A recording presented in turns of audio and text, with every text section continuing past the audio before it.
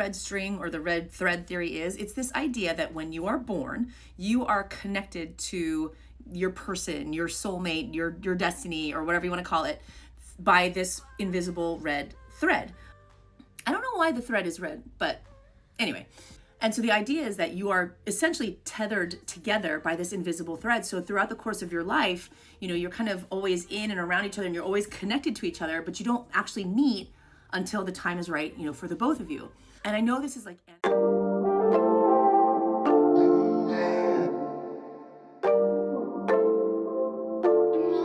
Welcome to my channel if you're new, and welcome back if you're an OG. I really appreciate you. Today we're talking about red string theory or red thread theory. So I'm in red to go with the theme. I hope you like.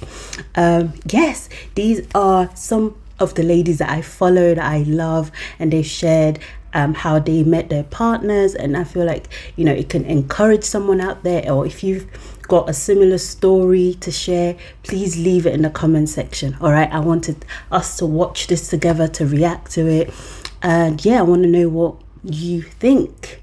All right, if you believe in it, if you don't believe in it, if you think it's crazy. Whenever I tell my friends or people who ask me how I met my boyfriend, they are always so amazed by the coincidence of it all, to which I reply no. Because I am confidently, completely, and certainly convinced that the universe conspired in helping me meet him. But only when I did the work and when the time was ready. So in June 2021, I was that girl whose heart was broken. I had just ended a toxic situation with a guy that I should have done way long before, but apparently red was my favorite color back then. And when I finally did, I refused to be a victim to my situation and take accountability. It was honestly a tough pill to swallow, realizing that everything that happened to me was because of me, and that I was a magnet for all the positive and negative situations or experiences that happened in my life. So that breakdown really paved the way for my healing and life-changing spiritual awakening journey. So my now boyfriend and I initially crossed paths in August 2021 when he followed my profile on Instagram after seeing it through a mutual friend. He works in the creative industry, so I was immediately drawn to and impressed by the works he had published, and I won't lie, he was also really cute as well. But then I saw that cute creative guy not only lived in another city, but in another country, in another continent, halfway across the world, and that is Tokyo, Japan. So me living in Switzerland thought nothing of it, and really 2 months post biggest breakdown of my life, the last thing on my mind was to deal with men. But I told myself, why not just have some cute eye candy to look at? Two things stood out to me in the very short and small conversations that we did have, and number one is that he would always post stories about 1111 angel numbers or universe signs. So me being a spiritual girly at heart, I was just like, okay, interesting. Number two is that out of all the guys who responded to my stories with heart eyes and fire emojis, he was the only one who would actually write and reply to the stories that was with my grandparents, which I found really wholesome. Of course, on top of the fire emojis and heart eyes too. So throughout the next few months, cute creative guy and I would still send messages here and there, and our inside joke was always about how he would one day love to meet me, and I would then respond, how can I say no, double tap to manifest. And that phrase is important to keep note for later on. But again, nothing serious was happening, and we just continued living our lives. Then it was around the end of October 2021. I was dating someone for about 2 months. Honestly, I didn't think anything serious would come out of it because I just felt that there was a lack in the emotional connection. This guy was really adamant on making me his wife, and I'm just quoting his words on this, but it just so happens, funnily enough, that I caught him cheating, which, girls, trust your intuition. Like, I can honestly just say that. This can be another story time, of course. After that happened, honestly, I was just so done. Like, clearly there was still something within me that I needed to work on, just because I was still attracting all this negativity. So for the next 7 months, manifesting my dream life partner, my dream man, was always at the back of my head. I was doing a lot of journaling, writing down exactly what I wanted in my life partner. But this time, I just focused on pouring so much love into myself that in trying to manifest the love of my life, I actually manifested a life I loved. And I think that's what made the click. In April to May 2022, I was seeing so much signs and synchronicities. Then cute creative guy messages me one day in April saying how he's planning a trip to Switzerland and would finally love to meet, to which I then respond, how can I say no? Then he asks me where in Switzerland am I based, so I tell him the city I'm in, and he's like, no way, me too, where's your address? And you guys, here's the kicker. When I tell you, he also just so happens to be my next door neighbor, separated by one building on the same first floor. Like literally, we will pop our heads out and turn to the right or turn to the left. And hi, hello, neighbor. I know what you guys are probably thinking. Okay, this must be a soulmate connection. No, it was more than that. It was a internet connection because we were so close in proximity that the Wi-Fi from his place could be used at my apartment. So I'm just like, okay. And don't even get me started with our first date. Like, literally, I finally understood what it meant to just know when you know. And our feelings were both mutual on this. I can't explain how aligned, safe, and just right everything felt. Time didn't exist at that moment. And through our conversations, I also found out that he was actually very spiritual just because he grew up in this environment and he actually manifested his dream career in Tokyo. So the guy started dropping names like Deepak Chopra, Joe Dispenza, which is very unlikely for a man. So I was just like, okay, universe, what games are we playing today? But what really made me go wow, remember the phrase I told you earlier? We were on the Uber ride going home and the taxi driver was all like, oh, you guys are so cute, what a cute couple. And I'm over here in the back blushing and he goes, Monsieur, with a woman like her, how can I say no? You guys, at this point, I was really just thinking to myself, this man probably like hired the taxi driver as a paid actor, or the universe is just really playing games with me. But 2 years into our relationship now, I can really say that everything I manifested and journaled came true. So the moral of the story is that if you are having a breakdown, let this be your breakthrough. Trust yourself and trust in the universe. I've seen a lot of people talk about the red string theory, which basically is two people connected by this thread will have an important story. Anyway, I want to talk about how I met my boyfriend because I think it's kind of insane. We met as kids because we went to the same primary school overseas. So I used to live in Dubai when I was young, and Louis lived in Dubai too. We actually have a mutual friend who we're still friends with to this day, and he remembers me telling him back in primary school that I had a crush on Louis. I remember how I felt like around him. I remember having a crush on him. Pretty much everyone that lives in Dubai always ends up moving away. So I moved to Sydney, Australia, and Louis happened to move to Melbourne, Australia. Every now and then on Facebook, he would message me and reach out and be like, hey, where are you in the world? What are you up to? Happy New Year. And we would have like really short conversations and then we wouldn't speak for years. I started dating someone and I lived with that person, and Louis was also dating somebody. And we messaged once like years ago, just as friends, being like, oh my god, you live in Australia too? Like, we should totally catch up, blah, blah. Anyway, I went through a big breakup and I was like, I'm booking a one-way flight to America. I want to change my whole life. I had no intentions of getting into a relationship. Louis went through a breakup around the same time. He saw that I posted about going through a breakup and we sort of talked about that. Guys, he literally looked like this. And this is what he looks like now. So you can imagine I met him and I was like, oh. When I met him, there was this crazy feeling of like, you're grown up now. A few days before I went on my trip, Louis sent me flowers and a message about how he wanted to like see how things would go and start dating. And I just couldn't really entertain it because, you know, I had booked this big trip and I didn't want to lead him on. Anyway, I went for a while, and when I ended up coming back, some time had passed and I didn't know if he was in a relationship or not, but I messaged him and I was like, do you want to come to Sydney? You know, like, I'm back and I feel like I know what I want now, and I'm sorry that that took a while. And he was like, yep, and he got on a flight straight away. I would have been the type of person to laugh at this whole red string theory thing, but like, I believe in it, guys. He's always been there, and it's so I need to tell you the craziest, I'm shaking, I'm gonna try not to cry, but the craziest red string theory story ever. Because basically, if you guys know, I've been with my husband since I was like 11. I met him in high school. So let me tell you the story of how we met, because it's really, really crazy.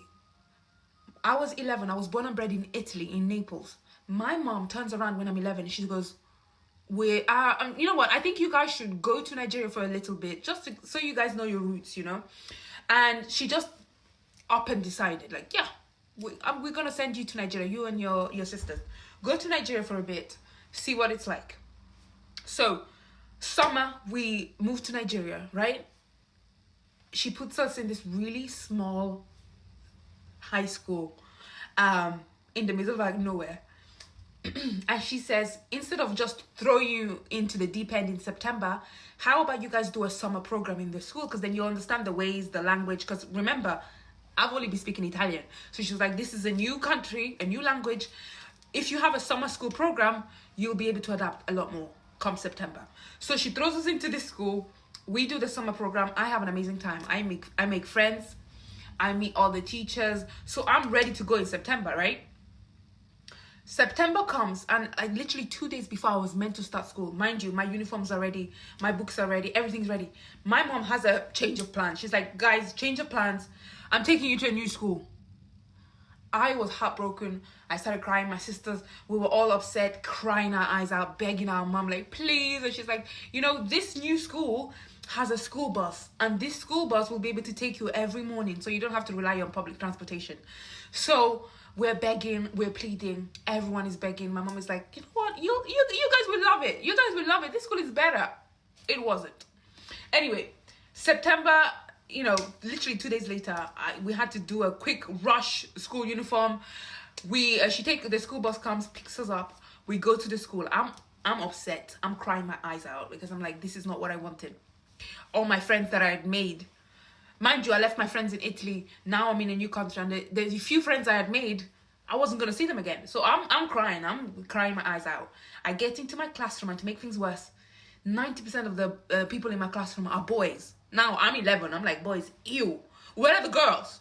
You know, I'm still upset about that. But anyway, I'm looking around like, and because everyone knew each other, because I was entering JS2, which is 8th grade, which is like year 8 in the UK. So everyone already knows everyone. So I was the new kid, which I hated being. Anyway, so I'm sat in the classroom, quietly crying. No one is saying hello to me. They're probably thinking, who is this weird new girl crying? No one is saying hello to me, and I'm just really angry. Lunch break comes. I run upstairs to my sister, and I'm like, I hate this school. No one wants to be my friend, and then all my classmates are boys.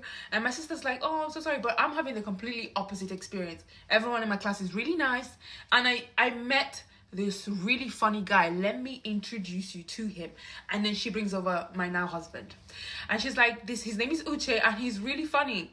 And he was really funny, because I'm telling you, the moment I saw him, I was like, you know what, I think I'm gonna be just fine. I think I'll be just good. I think my parents did the right choice. They did the right thing by bringing me into this school, because whoa, he was fine. Anyway, this is the story I've been telling everyone. Oh, cute story. Oh my gosh, yeah, that's how we met, because then we started going out a year later. Whatever. This is the story I've been telling everyone, right? Come to find out that my husband failed 8th grade, JS2, year 8, depending on what country you're from. He failed it twice.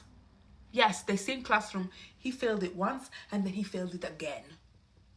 So he repeated 8th grade 3 times. And the crazy thing is that if he hadn't failed, I never would have met him. And it just dawned on me the other day, like, if he hadn't failed twice, I never would have seen him, because he would have already graduated by the time I got into the school. But also, if my mom hadn't, by change of plans, last minute changed my school, I never would have met him. I never would have met him, because my life would have been completely different. Like, we're married. Do you know what I mean? Like, it would have been completely and utterly different. And isn't that the craziest red string theory?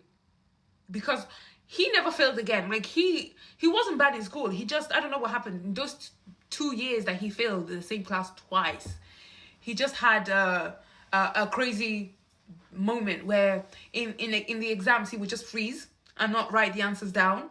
And it never happened again. After the 2 years, it never happened again. But if he hadn't failed twice, he never would have been in my sister's class, because even if he had failed once, he would have been in a completely different class. And I don't have an older sister that is older than the one that was in my husband's class. This is really complicated. But yeah, if he had failed once, I also wouldn't have met him, because he was a senior, and I wouldn't have, as an 11-year-old, going to speak to a senior. I might have said hello from a distance, but I don't think we would have been close, because what ended up happening is that my sister and my now husband became close friends, and that's how I got to know him. So yes, it just dawned on me, and I at like 3 o'clock in the morning, like, oh, if he hadn't failed twice, I never would have met him. And it's like the best thing that's happened to me. Cringe, I know, but it literally is. But isn't that the craziest red string theory ever? But yeah, that is how I met my husband. Invisible string connecting you to someone or something that's... I believe in this. Do you believe in this? Okay, if you don't know what the red string or the red thread theory is, it's this idea that when you are born, you are connected to your person, your soulmate, your destiny, or whatever you want to call it, by this invisible red thread. I don't know why the thread is red, but anyway. And so the idea is that you are essentially tethered together by this invisible thread. So throughout the course of your life, you're kind of always in and around each other, and you're always connected to each other, but you don't actually meet until the time is right, for the both of you. And I know this is like anecdotal, but that's exactly what happened with me and my husband. He and I have been married for like 13 years, but we have been in the same kind of place at the same time for the last 25 years. The first time was in, I think, like 1999, when he and I were at this Halloween party together. Well, not together, but at the same place at the same time. And it was my friend's brother's Halloween party. And the only reason he remembers me being there was because I had this devil costume on and I was wearing these gigantic black angel wings. He's like, oh my God, I remember that costume because I thought those wings are really fucking huge. And so, he remembered. And the next time was a few years after that. I was at this music venue watching my friends play, music in a band, and he was the bar back there. And we were talking about this music venue. He's like, oh yeah, I used to work there. And I was like, you used to work there? I've been to a show there. And I told him the show. He's like, I was at that show. Then a few years after that, I was meeting some friends to go to a Dodger game. We were all wearing Dodger shirts and whatever. And my husband was also there, just like hanging out with some other people, but he knew one of the people that I was going to the Dodger game with. And he remembered seeing me there because he thought, oh, maybe that's the girl that, so-and-so is dating, which I wasn't at the time, but that's not important. But yeah, so we've been in and around each other's lives for the last 25 years, but only in each other's lives for the last, 13 plus years. And we live in Los Angeles. We don't live in like a small town. So crossing paths that many times, I think is pretty, I think it's pretty remarkable. So yeah, I don't know if I believe in like destiny and fate, but the red string theory does compel me to think there might be at this point, my red string is entangled somewhere. Like, I don't know what's going on with my red string. Pray for me. I feel like in heaven when they were like trying to tie my red string to someone, I think I was busy just in one corner singing or dancing or just doing something totally different, because at this point I don't know. But yeah, it's all in good fun.